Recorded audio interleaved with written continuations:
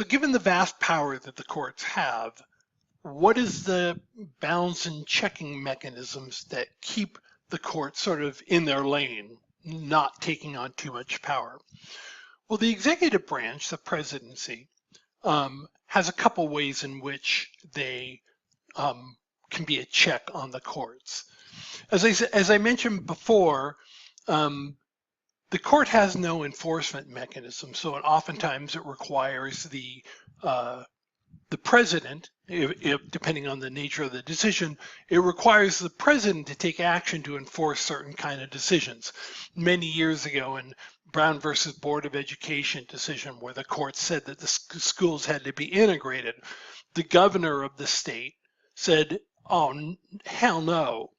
And so President Eisenhower was the one who had to send the National Guard in to require the states to integrate the schools.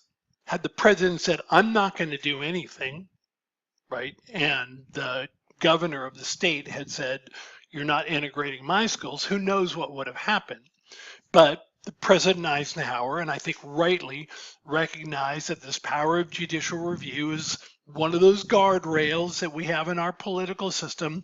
And even though the court doesn't have any enforcement mechanism, it's the responsibility of the executive branch to take action, and so the president did. The more substantial way that the executive branch as a whole can keep the courts in balance, right, without going too extreme, is that they have the power to nominate. And so as long as presidents continue to nominate people, justices who are within the sort of mainstream of legal thinking, then the court should stay within the mainstream of legal thinking as well. And so that's what the executive branch can do. On the legislative side, what can Congress do? Well, as I mentioned previously, any nomination that the president makes has to be approved by the Senate. Now, the House doesn't have any role in this, but in this particular case, the Senate has a role in this.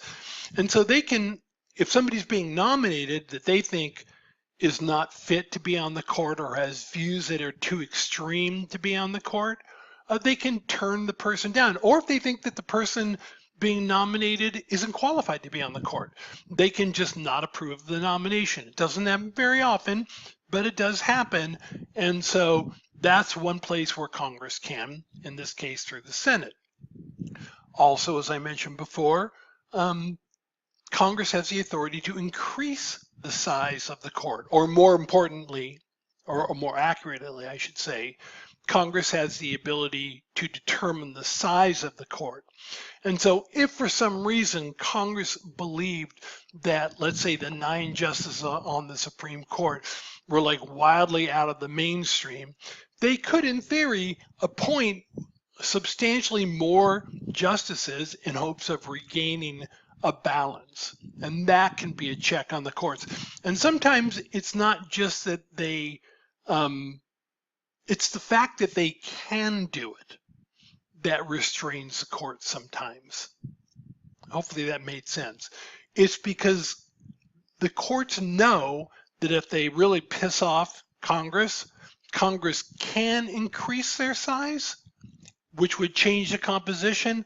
Because they know that Congress has that power, that always acts as a constraining force on their decision making.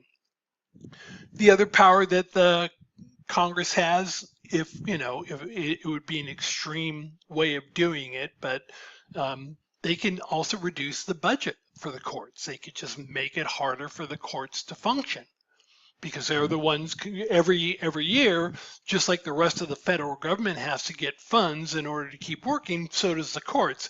And so in theory, Congress could say, hey, look, you guys are out of control. We're going to reduce your funding and make it harder for you to function until you get your act together. And then lastly, they have the power of impeachment and removal.